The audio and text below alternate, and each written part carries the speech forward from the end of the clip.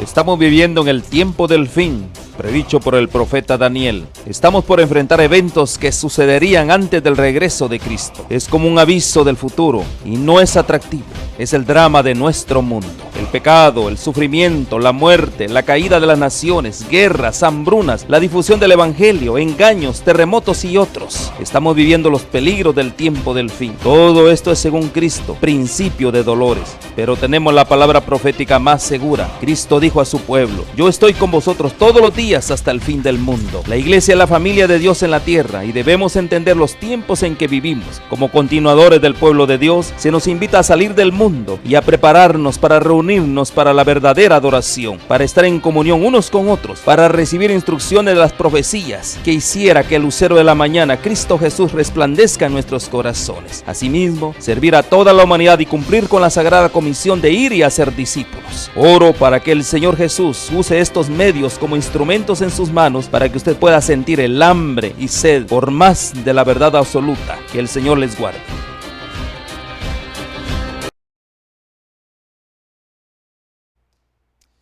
Hola amigos, ¿cómo están? Bienvenidos a nuestra serie Descubriendo al Mesías de las Profecías. Queremos agradecer que nos sintonicen y desde aquí pues compartir el estudio de la palabra de Dios, esto es a través de lecturas de los oráculos proféticos, las profecías mesiánicas, que hablaban de la aparición y el cumplimiento del Mesías que vendría en sus días para traer bendición a toda la tierra. Vamos a seguir estudiando nuestro tema, el segundo Sinaí, Jesús y el sábado, segunda parte.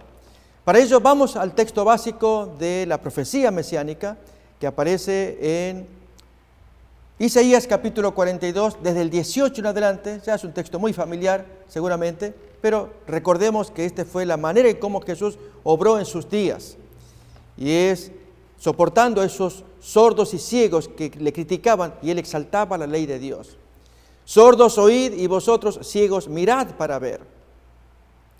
¿Quién es ciego sino mi siervo? ¿Quién es sordo como mi mensajero que envié? ¿Quién es ciego como mi escogido y ciego como el siervo de Jehová?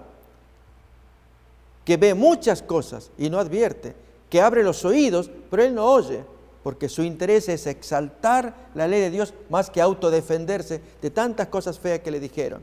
Como dice el siguiente versículo: Jehová se complació por amor de su justicia en magnificar la ley y engrandecerla. Y como estamos en el estudio de Jesús, cómo enfatiza el tema del sábado. Ya leímos, repasamos nuevamente dos textos que van a ser básicos, segunda de Corintios, Marcos capítulo 2, versículos 27 y 28. Es el primer texto que queremos examinar. Marcos 2, 27 y 28.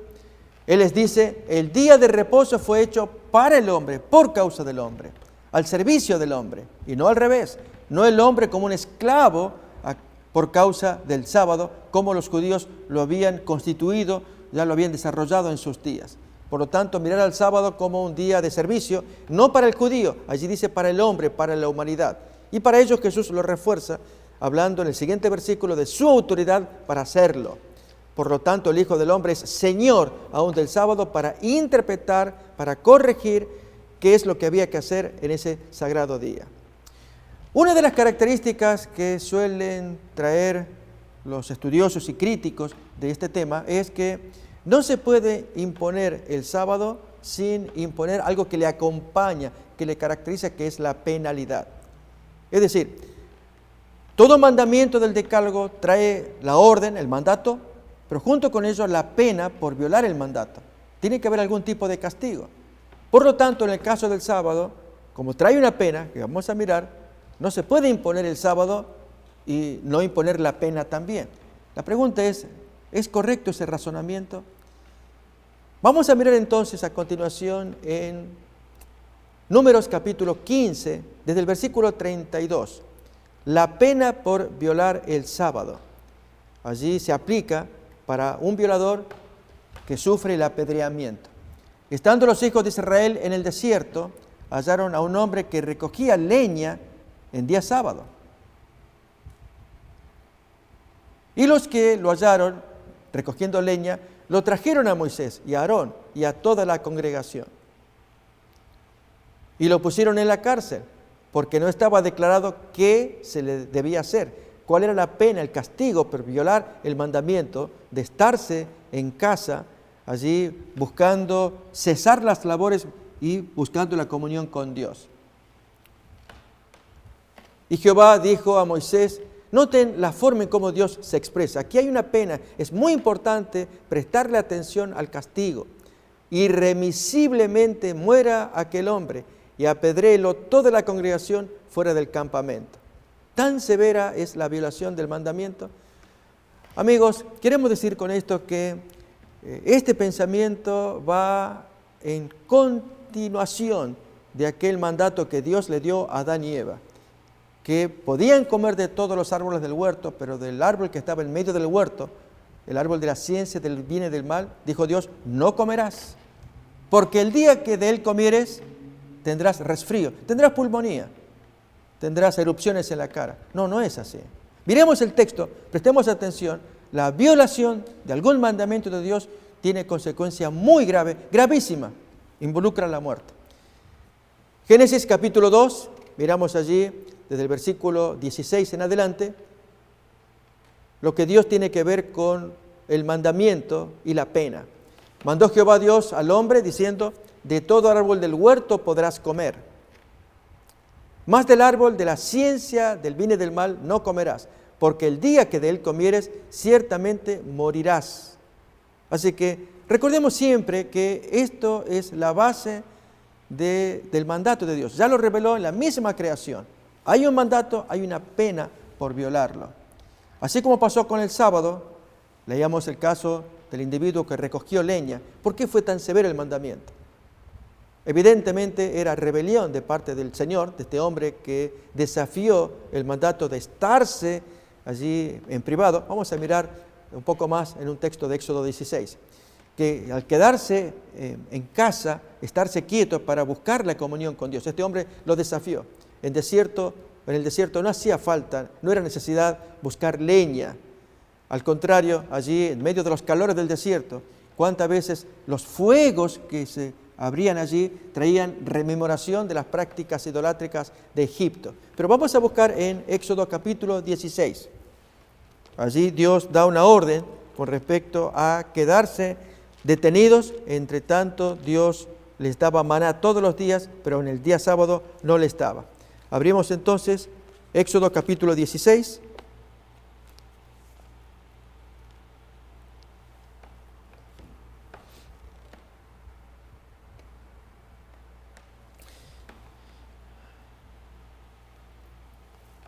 Vemos desde el versículo 22, 16-22, respecto de la entrega del maná y lo que el pueblo debía hacer en el séptimo día.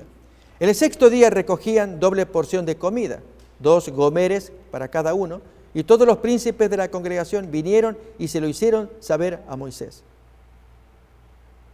Y él dijo, esto es lo que ha dicho Jehová, mañana es el santo día de reposo, el reposo consagrado a Jehová, es decir, el sábado, lo que habéis de cocer, cocedlo hoy, el día anterior que era viernes, y lo que habéis de cocinar, cocinadlo, y todo lo que os sobrare, guardadlo para mañana.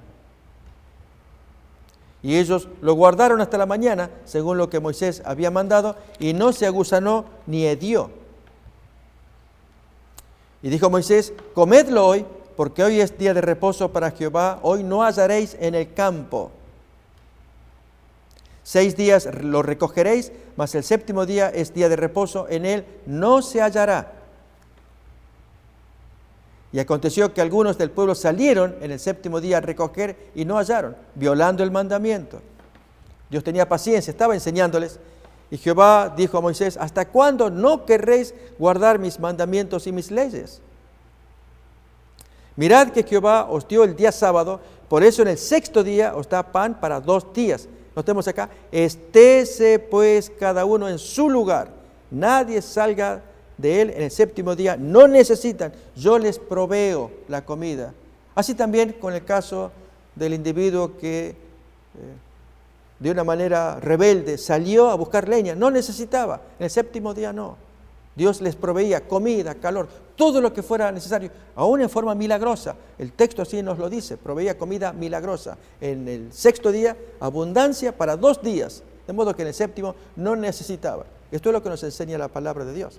Así que concluimos entonces en esta primera parte que el sábado es un mandato con pena incluida. Pero aquí que todos los mandamientos están en la misma condición.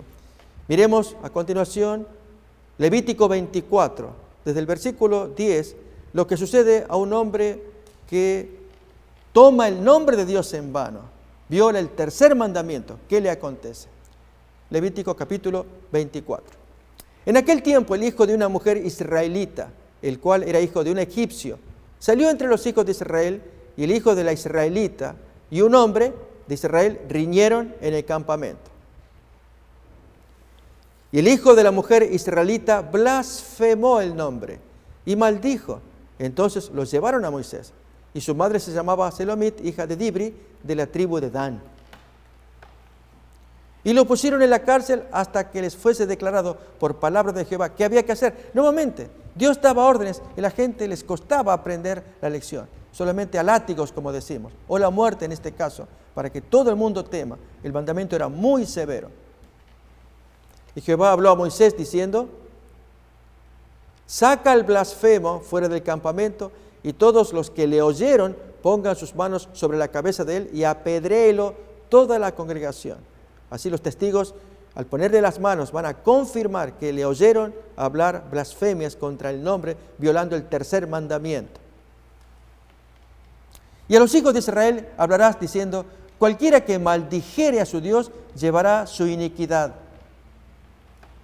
Y el que blasfemare el nombre de Jehová ha de ser muerto. Toda la congregación lo apedreará. Así el extranjero como el natural. Si blasfemare el nombre, que muera. Notamos allí entonces otro ejemplo de un mandamiento expreso del decálogo y la pena correspondiente.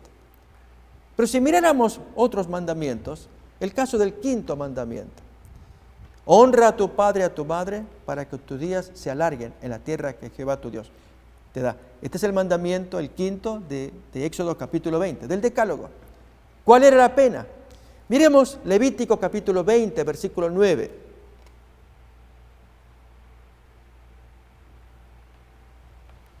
Todo hombre que maldijere a su padre o a su madre, de cierto morirá.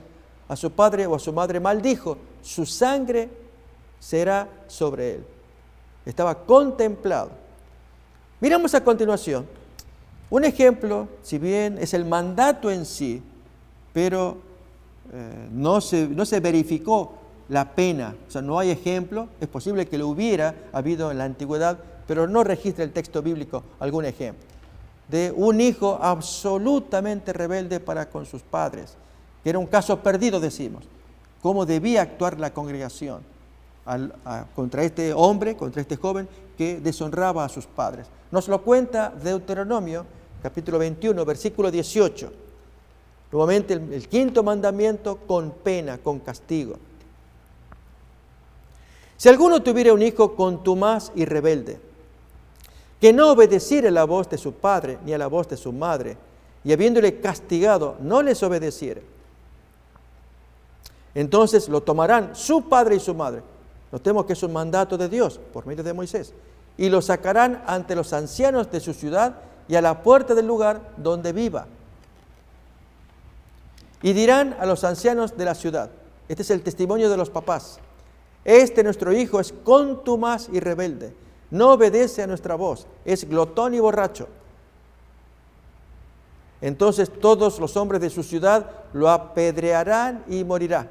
Así quitarás el mal de en medio de ti, y todo Israel oirá y temerá. Notemos, la pena tenía ese propósito, que sirviera como ejemplo, que se aprendiera, que aprendan a temer a Jehová.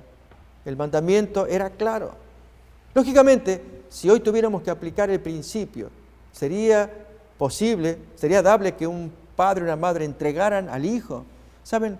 Las más de las veces ocurre lo contrario, y es que al hallarnos con hijos delincuentes, que la policía los anda buscando, algunos padres, no queremos decir todos, pero quizás una buena proporción, más bien esconderían al hijo, o en algunos casos lo apañarían también. haciendo un daño muy grande al hombre, al hijo, como también a la sociedad. No obstante, la pregunta que hago es, ¿este mandamiento funge hoy? ¿Saben? Todos los mandamientos que tienen pena fungen, sirven todavía, solamente que la diferencia es que la pena Cristo la carga consigo, para que el hombre tenga la satisfacción de decir, mi pecado se me perdona y se me da una nueva oportunidad. Este es el gran regalo que Dios da. Miremoslo cómo lo expresa Jesús en Marcos capítulo 7. Allí nuevamente saca a luz el quinto mandamiento con el castigo correspondiente. Y allí lo señala contra el desarrollo de los judíos, los inventos que habían hecho de violar mandamientos de Dios para sacar sus propias teorías. Así se nos cuenta en Marcos capítulo 7. Leemos los siguientes versículos. Desde el versículo 8 en adelante, Jesús dice, porque dejando el mandamiento de Dios, vosotros los judíos, os aferráis a la tradición de los ancianos, los lavamientos de los jarros, de los vasos de beber, y hacéis otras muchas cosas semejantes. Les decía también, bien invalidáis el mandamiento de Dios para guardar vuestra tradición. Y trae un ejemplo, el quinto mandamiento. Porque Moisés dijo, honra a tu padre y a tu madre, y también dijo, el que maldiga al padre o a la madre muera irremisiblemente. Levítico 29.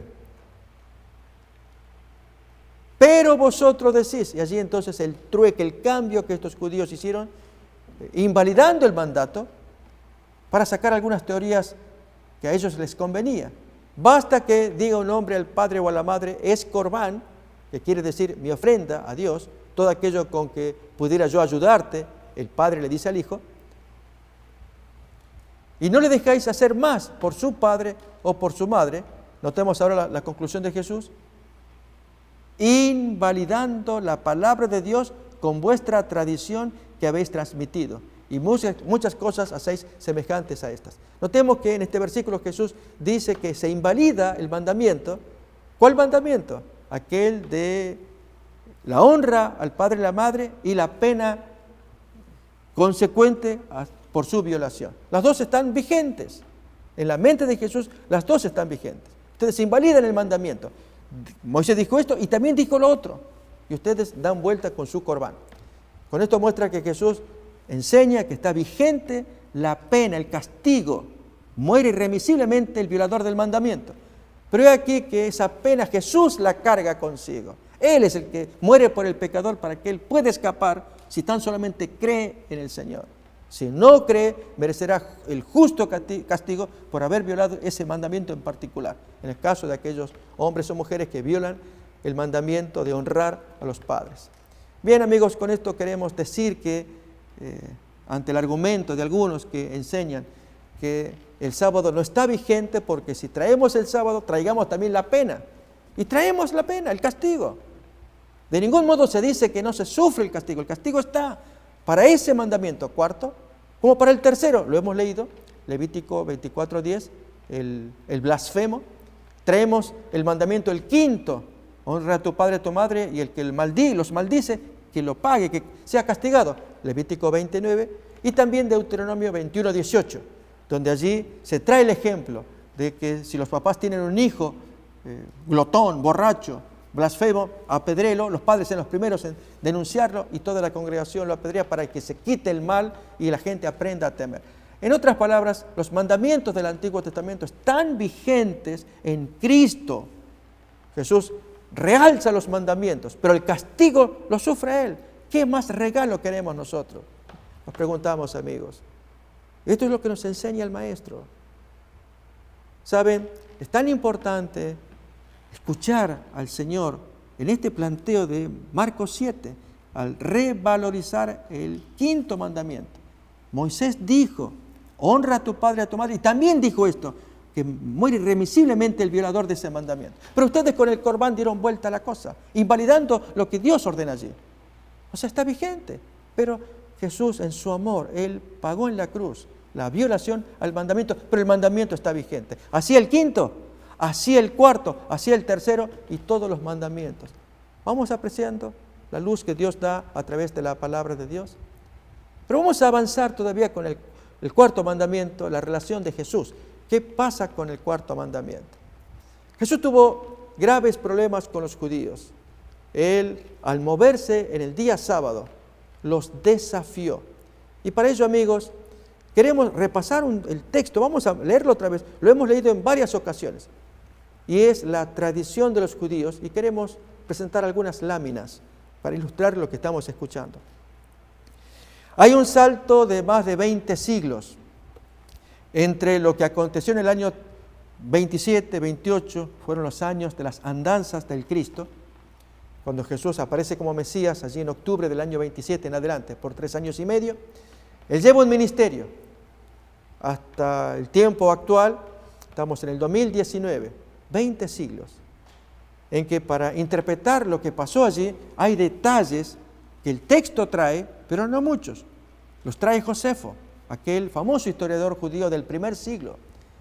Los detalles que también traen los escritos judíos de ese tiempo, como es el caso de la Mishnah, que aunque fue recopilada posteriormente, 2 siglos más tarde, pero narra las situaciones que pasaban allí en ese tiempo. Teólogos que eran importantes en esos días, como Hillel y Shammai, individuos que interpretaban la Biblia de una manera muy particular, creando conciencia, errónea conciencia, salvación por obras, frente a lo que el texto enseñaba. En fin, estamos describiendo un cuadro del primer siglo, que ahora en el siglo XXI, intentar interpretarlo, creo que podemos errar el camino si no tenemos cierto conocimiento que a continuación deseo compartir. Pero para ello leamos primeramente el texto de Marcos capítulo 7, lo hemos leído un sinnúmero de veces, en esta ocasión con más razón.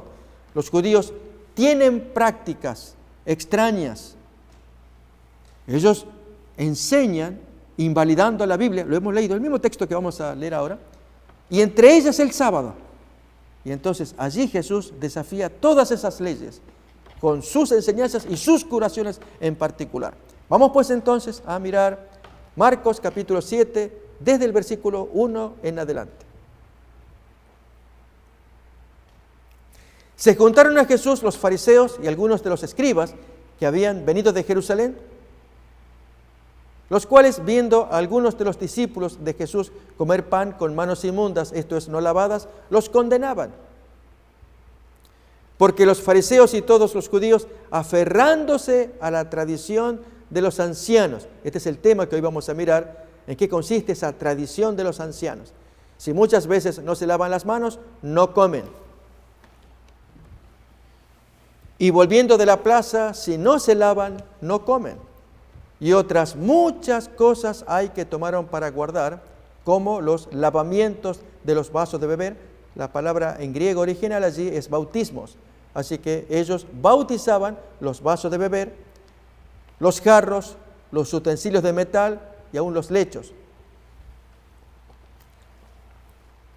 Le preguntaron pues los fariseos y los escribas: ¿por qué tus discípulos no andan conforme a la tradición de los ancianos, sino que comen pan con manos inmundas?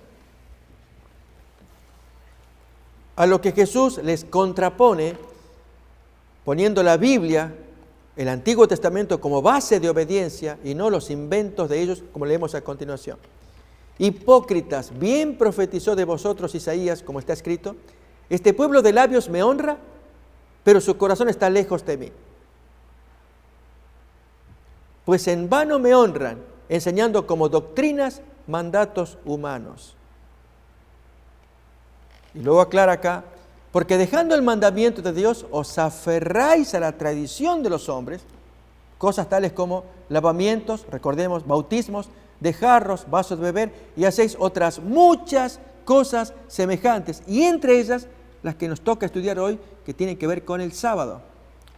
Y entonces Jesús avanza más diciendo la contraposición: bien invalidáis el mandamiento de Dios para guardar vuestra tradición. Notamos entonces que aquí hay una clara presentación de parte del maestro de lo que es el mandato y la tradición, los inventos que ellos se hacían.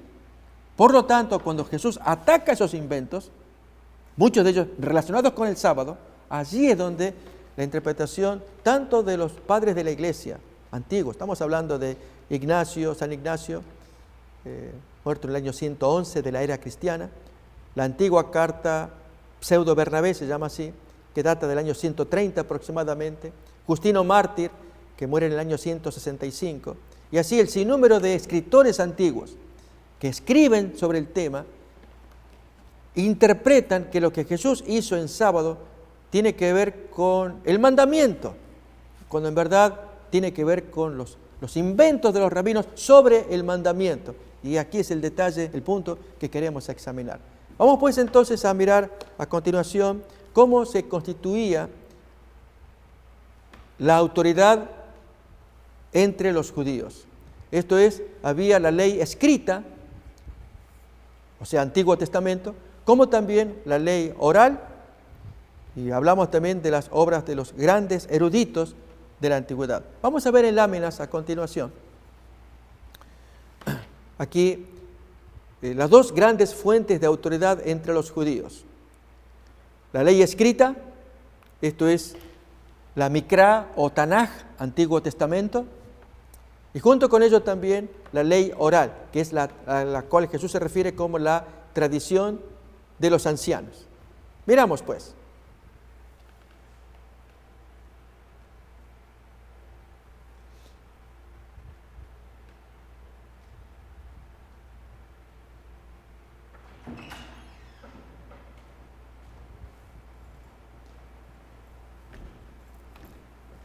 Para enfatizar la porción, recordemos que el texto decía en Marcos capítulo 7, versículo 9, bien invalidáis el mandamiento de Dios para guardar vuestra tradición. Allí Jesús contrapone el mandato específico de Dios, cualquiera de los 10 mandamientos. Aquí en particular vamos a hablar del sábado, pero la tradición hacía nulo el mandamiento a fin de que la tradición prevaleciera. Ya miraremos en el Antiguo Testamento también la práctica que tienen los judíos con respecto al sábado, guiándose por textos de Jeremías, y el verdadero cumplimiento, como miraremos en el caso de Nehemías, un mandato que dio Jeremías con respecto a la guarda del sábado, la mala interpretación de los rabinos y la correcta interpretación y aplicación en el caso de Nehemías. Tenemos allí entonces lo que llamaríamos los textos judíos, la ley escrita. Esto es la Torá, Nevi'im y Ketuvim. La Torá compone de los primeros 5 libros que llamamos Pentateuco. Los Nevi'im son los profetas y los Ketuvim los escritos. En otras palabras, estas 3 divisiones conforman el Antiguo Testamento. Ellos le llaman Tanaj, que son las iniciales de la T, la primera división, la N, Nevi'im, y la J o K aparece allí, pero sonido de J, Ketuvim, que significa escritos. Otra vez es la ley, Nevi'im, profetas, Ketuvim, escritos. Esos 3 forman el Tanaj, que es la Biblia hebrea, o Mikra, que significa lectura. Pero luego de ello, la segunda gran autoridad judía es la ley oral. ¿Cuál es esto? Aquí tenemos entonces la Mishnah, de la cual mana la primera fuente de autoridad oral, y allí aparecen esos textos que hoy vamos a estudiar con respecto al sábado, como también hay otros. La Tosefta, que es la ley oral, son escritos, contenidos en un manual llamado así. También el Talmud, está la versión de Jerusalén y la versión de Babilonia, compuesto de 2 elementos que es la Mishnah y Gemara. La Mishnah es la explicación erudita, sabia, del primer siglo, siglo II, del Antiguo Testamento, y la otra parte se llama Gemara, es la explicación de la Mishnah. Mientras que la Mishnah explica la Biblia, la Gemara explica la Mishnah. Y entonces tenemos también responsa allí, que es de autores judíos antiguos, y todo ello va a conformar la ley oral. Y luego entonces, eruditos posteriores, como tenemos acá, la Sefer HaHalachot, Rashi, Mishneh Torah, Arbaat Turim, y Shulchan Aruch, que son obras de autores, escritos posteriores, que arrojan luz, pero los más importantes son los dos estantes primeros. El primero, que se va a llamar, recordamos, ley escrita, esto es el Antiguo Testamento, Mikra o Tanaj, como le llama el judío. Y luego entonces en el segundo estante va a aparecer la ley oral, llevada primeramente por la Mishnah y luego la otra literatura que miramos a continuación. Y finalmente hay obras adicionales que arrojan luz también, pero los dos estantes primeros son los fundamentales en la comprensión de los judíos. En la Mishnah, que estamos mirando acá, allí aparecen los 63 tratados, el 12º de los cuales trata del sábado, se llama Shabbat, y el que le sigue es el tratado Eruvim, que tiene que ver con las distancias y los permisos que los judíos hacían en sábado, cuánta distancia se podía caminar lícitamente en sábado, de lo cual el Nuevo Testamento se hace eco en un versículo de Hechos capítulo 1, tema que miraremos un poco más adelante, la distancia que había del Monte de los Olivos a Jerusalén, y tal como lo estipula el siguiente tratado, Eruvim, dijimos. Así que de esta Mishnah, que tiene 63 tratados, los dos que nos importan para el tema de hoy, que tienen que ver con el sábado, son Shabbat, tratado número 12, y Eruvim, tratado número 13.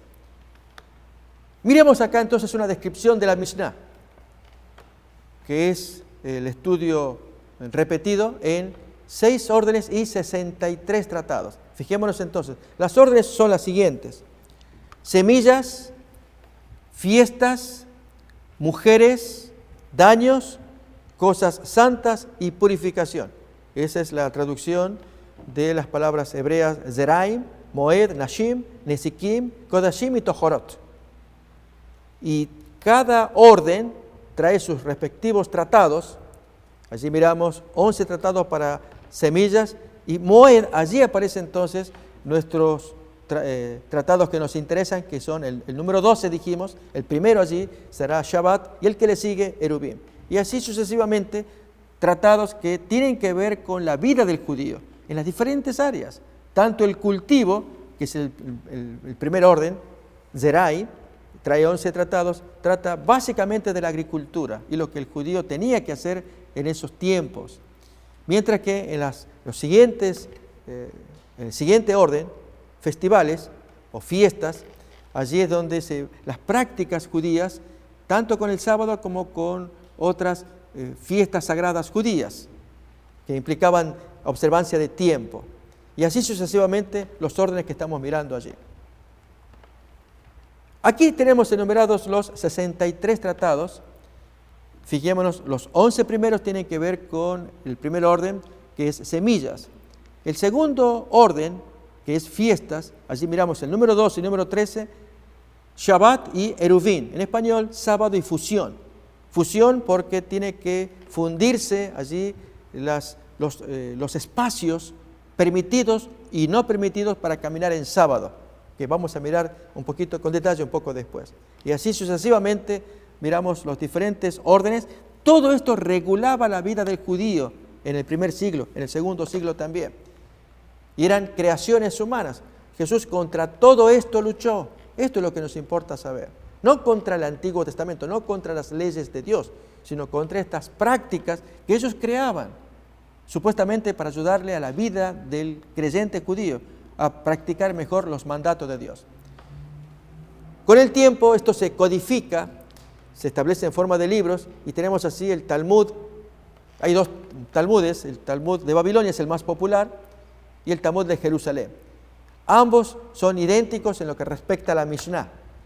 La Mishnah es la gran ley oral, equivalente a la ley escrita de Moisés, solamente que es oral. Eran las opiniones de los sabios, a lo cual se les llama tradición.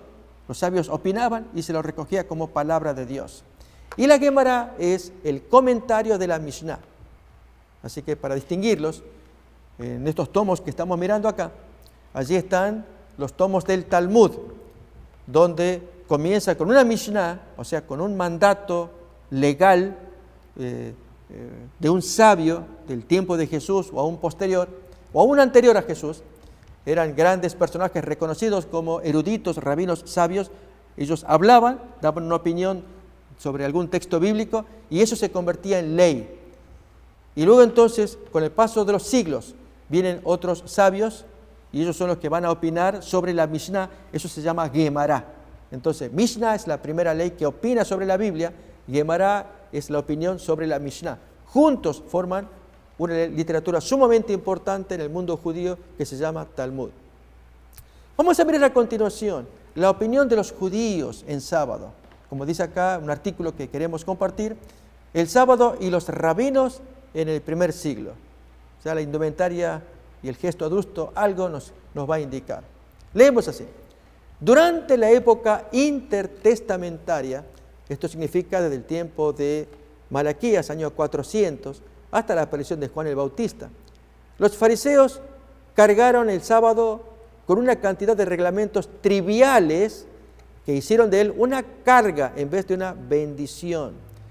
Esos pesados reglamentos, codificados más tarde en la Mishnah, formaban parte de la tradición que Jesús combatió tan vigorosamente durante todo su ministerio. Voy a invitar a que miremos el texto de Mateo capítulo 23, 4. Marcos 7 lo acabamos de leer. Marcos 7, 1 al 13, hemos leído. Es cuando los discípulos no se lavan las manos para comer, no se lavan ritualmente. Pero ahora miremos Mateo 23, 4. Dice allí Jesús, los judíos atan cargas pesadas y difíciles de llevar y las ponen sobre los hombros de la gente, pero ellos ni con un dedo quieren moverlas. Allí se habla de una violación de las mismas leyes que ellos creaban, de esa tradición. En muchos casos el judío, para explicar, decía que había excepciones y entonces la gente los veía santos porque inventaban esas leyes y al pedirles a la gente que lo aprendiera y lo practicara, que así alcanzaría mayor santidad. Pero muchos de esos legisladores no los cumplían. De esa gente que creaba esas leyes, no cumplían porque veían excepciones y así se justificaban en la violación. Por eso Jesús dice, ellos dicen y no hacen. Llevan pesadas cargas, leemos en el texto, y las ponen sobre los hombros de las personas, pero ni con un dedo ellos la quieren mover. Saben que esta contradicción y esta hipocresía, esta falsedad de dar mandamientos a la gente, pero ellos no cumplirlo, ni querer cumplirlo, Jesús lo denunció. Bien, como dice aquí la lectura, combatió tan vigorosamente durante todo su ministerio. La Mishnah, según el tratado Shabbat, recordemos que son 63 tratados, hace una lista de 39 trabajos diferentes que no se pueden llevar a cabo en el sábado, que hay además una cantidad innumerable de otros minuciosos reglamentos. En efecto, 2 tratados completos de la Mishnah, el Shabbat y Eruvim, dijimos tratados número 12 y número 13, se dedican a enumerar los diversos reglamentos concernientes al sábado. Se podía, y aquí va a dar ejemplos ridículos, mis amigos, que se extrae de la Mishnah. Se podía vender a un gentil el huevo que la gallina ponía en sábado, pero no se lo podía comer. ¿Por qué? Porque la gallina supuestamente había cometido falta al poner un huevo en sábado. El huevo estaría contaminado. Por lo tanto, que lo coma el gentil, no había problema. Él ya estaba perdido. El gentil no tenía herencia en el cielo. Así que hiciera o no hiciera, él estaba perdido. A él se le podía dar ese huevo que la gallina puso en sábado. Pero el judío no podía comerlo para no contaminarse con algo que estaba mal hecho por parte de la gallina. Se consideraba ilegal escupir en tierra, no fuera que una hoja de pasto recibiera irrigación por ese medio. De allí que cuando Jesús escupió en tierra, atacó una práctica rabínica. Esto es lo que nos importa ver. No es que atacó el sábado, atacó el abuso que el rabino hacía del sábado, abuso que estamos leyendo acá. Leemos otra vez, se consideraba ilegal escupir en tierra, no fuera que una hoja de pasto recibiera irrigación, o sea, que trabajara en ese día. No se permitía que alguien llevara un pañuelo durante el sábado. ¿Por qué no podía llevar un pañuelo? A menos que una punta estuviera cosida a la ropa, en cuyo caso ya no era técnicamente un pañuelo, una carga, sino parte de la ropa, porque Dios había ordenado, y esto miraremos en Jeremías 17 también, allí hay mandamientos adicionales, y es no meter carga, no llevar carga en sábado. Y vamos a ver la interpretación errónea que hacen los judíos. Siguiente todavía. Estaba prohibido, por ejemplo, deshacer un nudo o escribir más de 2 letras del alfabeto o borrar un espacio mayor que el que da cabida a 2 letras. Encender un fuego también estaba prohibido, o aún apagarlo. Es decir, en sábado no se podían iniciar actividades nuevas, sino lo sumo continuarlas, aquellas que ya venían desde el día anterior. Aunque se podía contratar a un gentil para que encendiera una vela o el fuego o lo apagara ese día. ¿Notamos? Como el gentil ya era parte de la perdición, lo que él hiciera o dejara de hacer con respecto al mandamiento, al judío lo tenía sin cuidado. Hasta se contrataba a los gentiles para que ellos prendieran fuego en su cocina o lo apagara, porque ellos no podían hacerlo so pena de cometer pecado. El reglamento más conocido es el que se refiere al camino de un sábado. Este es el que hablamos del Erubim, que era más o menos de 1 kilómetro. También se consideraba violación del día de reposo contemplarse en un espejo fijo en la pared. ¿Cuál era el argumento? Que al mirarse en el espejo uno podía verse tentado a mirar pelillos allí en la cara, en la nariz, tomar las tijeras y hacer la acción innecesaria de cortarse el pelillo. Por lo tanto, para evitar el corte, la acción sabática prohibida de hacer movimientos, más vale ni mirar el espejo. Estos son los conceptos que el judío traía. De este modo, los rabinos ponían énfasis en los aspectos negativos de su observancia, es decir, en lo que no había que hacer, y de esta manera magnificaban la importancia de las formas de la religión mientras le restaban trascendencia a su contenido. Hicieron del sábado un fin en sí mismo y convirtieron a los hombres en esclavos de él. Ahora sí, vamos a repasar, reflexionando en esta lectura, el texto aquel de Marcos capítulo 2, versículo 27, la relación entre el hombre y el sábado. ¿Quién es el servidor? ¿Quién es el esclavo? Marcos 2, 27 dice así: el día de reposo o sábado fue hecho para el hombre, por causa del hombre, al servicio del hombre, y no el hombre por causa del sábado, al punto de convertirlo en esclavo de un sargento tirano, como sería el sábado. Leamos otra vez la cita, el pensamiento de este artículo que extrajimos de un comentario bíblico. Dice allí, otra vez, hicieron del sábado un fin en sí mismo y convirtieron a los hombres en esclavos de él, en lugar de convertir al sábado al servicio de él, como lo hacía el maestro. Estos reglamentos negativos y minuciosos sirvieron eficazmente para oscurecer su verdadero propósito. Este énfasis rabínico sobre su rígida observancia llegó a su apogeo durante el ministerio terrenal de nuestro Señor. Y en ningún otro aspecto entró Jesús en un conflicto más agudo con los dirigentes del judaísmo que con respecto a la observancia del sábado. Así como en el ministerio de Pablo se caracteriza, acordémonos de aquel Saulo de Tarso convertido en Pablo, y en sus predicaciones llevó adelante una bandera, la no circuncisión. En el caso de Jesús, todavía al formar parte del viejo pacto, hasta que se estableciera el nuevo con la muerte de Cristo, Él llevó adelante todo el cumplimiento de los mandatos. Pero en el caso particular, el conflicto que aquí menciona, no fue sobre la circuncisión, Jesús y la circuncisión, era Jesús y el sábado. ¿Qué enseñó Jesús? ¿Qué hizo para que los judíos ardieran de ira contra él a punto de intentar matarlo? Miramos otra vez la Mishnah. Esta es la fuente que nos importa de la lectura y conocimiento. Las prácticas que los judíos tenían allí en el primer siglo. En el tratado Shabbat, acordémonos que la Mishnah trae 63 tratados en 6 órdenes, dijimos así. El primer orden era semillas, trae 11 tratados. El segundo orden se llama fiestas. Y allí los 2 primeros tratados de fiestas trae esto que vamos a mirar ahora. En el capítulo 24 de Shabbat, la ley número 1, Mishnah significa ley, dice lo siguiente, y allí vamos a ver acerca del desprecio del israelita al gentil, para entender entonces si estos mandatos ayudan a conocer mejor a Dios, a obedecerle mejor. Cuando a uno le sorprende la oscuridad en el camino, puede entregar su bolsa a un gentil. Si con él, el israelita, no hay ningún gentil, le puede depositar sobre el asno. Cuando llegue al corral más exterior, puede agarrar los objetos que están permitidos tomar en sábado. Si hay objetos que no se pueden alzar en sábado, puede soltar las cuerdas de modo que caigan por sí mismas a tierra. Bien, esta es una ley. Y abajo entonces el comentario. También lo leemos y hago un comentario adicional. Al no judío no se obligaba el precepto del descanso sabático.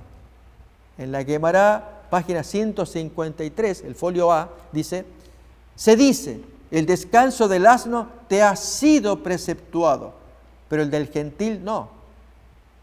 Recordemos que estaba preceptuado también, aquí hay un grave error de los intérpretes cuando dice que ¿quiénes descansarían en sábado? ¿Nos acordamos?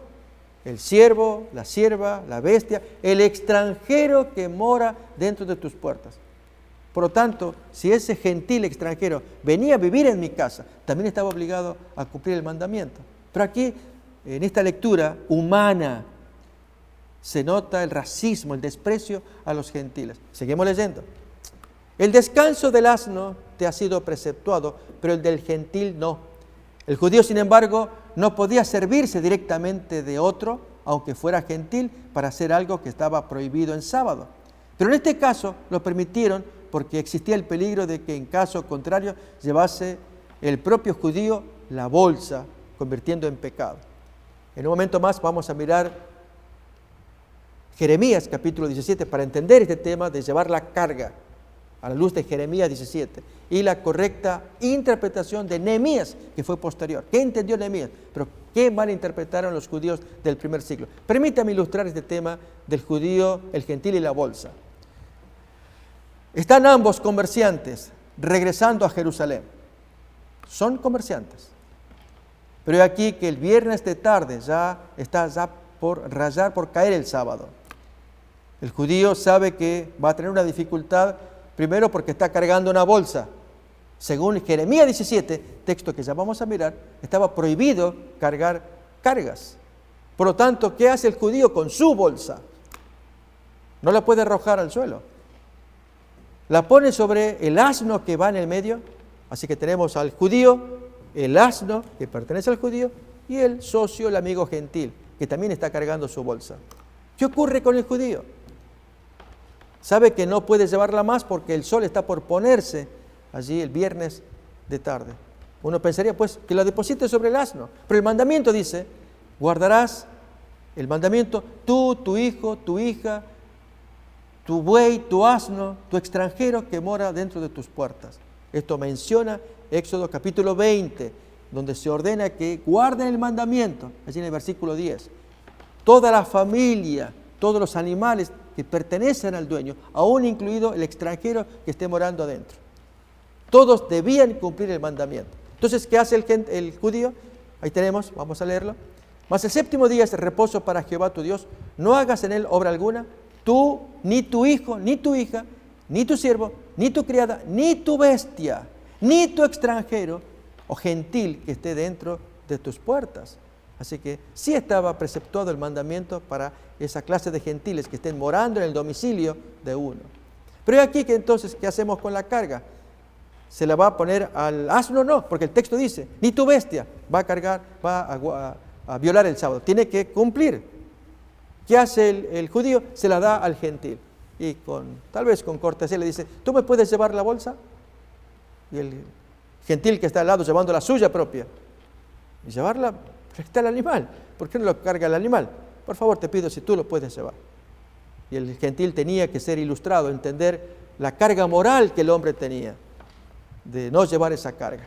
Vamos a ver a continuación, ya retomaremos el texto de la Mishnah, pero vayamos a Jeremías 17. ¿De dónde viene esta orden de llevar cargas o no llevarlas. ¿A qué se refería el Señor cuando dio este mandato? Bien, abrimos Jeremías 17, desde el versículo 19 en adelante. Así me ha dicho Jehová, ve y ponte a la puerta de los hijos del pueblo, por la cual entran y salen los reyes de Judá, y ponte en todas las puertas de Jerusalén, y diles, oíd la palabra de Jehová, reyes de Judá y todos los moradores de Jerusalén, que entráis por estas puertas. El mensaje que va a dar ahora va a ser solemne.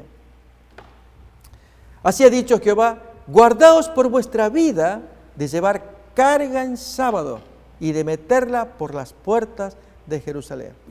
Notemos que el judío tomó muy a la letra, y con razón. Si el mandato era claro, por vuestra vida no metan carga, no lleven carga a las puertas de Jerusalén. A ver, ¿cómo avanza más todavía la lectura? Ni saquéis carga de vuestras casas, así que no meterlas así por las puertas de Jerusalén, ni sacarlas de los domicilios en sábado, ni hagáis trabajo alguno, sino santificad el día de reposo, como mandé a vuestros padres. Pero ellos no oyeron ni inclinaron su oído, sino que endurecieron su cerviz para no oír ni recibir corrección. No obstante, si vosotros me obedeciereis, dice Jehová, no metiendo carga por las puertas de esta ciudad en el día sábado, sino que santificareis el día sábado, no haciendo en él ningún trabajo, así que ni meter carga, ni sacar carga de los domicilios. Entrarán por las puertas de esta ciudad en carros y en caballos los reyes y príncipes que se sientan sobre el trono de David, ellos y sus príncipes, los varones de Judá y los moradores de Jerusalén. Y esta ciudad será habitada para siempre. Si ustedes me obedecen, no metan carga, ni saquen carga de los domicilios. Y vendrán de las ciudades de Judá, de los alrededores de Jerusalén, de tierra de Benjamín, de la Cefela, de los montes del Negev, trayendo holocausto y sacrificio y ofrenda y incienso, trayendo sacrificio de alabanza a la casa de Jehová. Pero si no me oyereis para santificar el día de reposo y para no traer carga, ni meterla por las puertas de Jerusalén en día sábado, reparemos este asunto, es una actividad doble. No traer carga, no meterla, ni sacarla. Texto que ya vamos a analizar en detalle. Ni por las puertas de Jerusalén en sábado, yo haré descender fuego en sus puertas y consumirá los palacios de Jerusalén y no se apagará. Amigos, en lo que estamos mirando a continuación, este es un texto nuevo, solemne, Jeremías 17, que va a ser de importancia capital en la interpretación de los rabinos en el tiempo de Jesús. No meter carga, no sacar carga, que hizo que los judíos hicieran una interpretación tan arrevesada que motivó a Jesús que tuviera que aclarar todo este asunto para que se entendiera lo que Jeremías enseñó a la luz del ejemplo de Nehemías, quien entendió correctamente el planteo. Y así lo vamos a entender cuando estudiemos en la siguiente emisión. Con esto, amigos, queremos decirle que estamos trayendo los textos claros de la Biblia, Jeremías 17, Nehemías, que vamos a leer, la interpretación de los rabinos y la actuación de Jesús, para ver que Jesús enfatiza, realza los mandamientos, pero tira abajo estas leyes humanas como la Mishnah creada por los hombres. Ese es nuestro maestro al cual queremos presentar. Y así avanzaremos en esta serie del segundo Sinaí en nuestra siguiente emisión, y hasta entonces deseamos que Dios los bendiga. Estamos viviendo los momentos más dramáticos de la historia. El Dios eterno empleará todos los recursos para atraer favorablemente la atención de sus criaturas a su obediencia, para que vivan en armonía con toda la voluntad revelada en las Sagradas Escrituras. Las profecías ilustran la manera en que el Altísimo usa a los hombres hoy para cumplir sus designios y su voluntad en la tierra. La profecía es una visión anticipada de la historia. Son predicciones que permiten al pueblo de Dios ver las cosas transitorias de este mundo a la luz de la eternidad. Son alertas para actuar con eficacia en determinados momentos. Nos facilita la preparación personal para la crisis final que se avecina. El apóstol nos relata Tenemos también la palabra profética más segura, a la cual hacéis bien en estar atentos como a una antorcha que alumbra en el lugar oscuro, hasta que el día esclarezca y el lucero de la mañana salga en vuestros corazones. Y hoy, el Dios de los cielos quiere levantar a una generación que quiera vivir para Dios y que exponga los principios eternos de acuerdo con los cuales operan la sabiduría, el poder y su autoridad para el cumplimiento final de su propósito divino.